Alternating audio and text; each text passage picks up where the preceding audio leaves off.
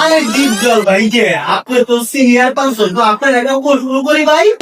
করবেন কইরা ভালা কোনো ঝামেলা না। আচ্ছা বলেন তো, আপনাদের ঢাকাইয়া মেয়ে আর গ্রাইমা মেয়েদের মধ্যে তফাৎটা কি, মানে পার্থক্যটা কি? আপনি কি মাগা ভালো প্রশ্ন পাইলেন না, একটা প্রশ্ন করে বলাইছে। আপনার প্রশ্ন তো মাগা আমার জবাব ঠিকই দিতে হ্যাঁ অবশ্যই। বুঝছেন না। গ্রামের মাইয়া গোটা জিনিস আর বা ঢাকা শহরের মাইয়ারা যারা থাকে মাগা দিন বেলা খালি খাওন খায়, রাত বেলা খালি বিছনায় ঘুমা।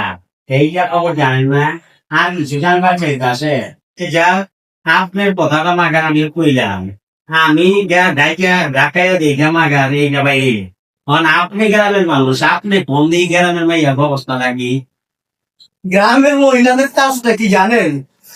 তারা একবেলা খাইতে পারলে পারুক আর না পারুক, কিন্তু আশেপাশে কে কি করতেছে, কার খবর কিভাবে নিতে হইব সেটা সঠিক জানে, এবং সঠিকটা যাই না করে আবার কি করে আরেকজনের কাছে লাগায় খায়, ভাবি কাকি সব আগে।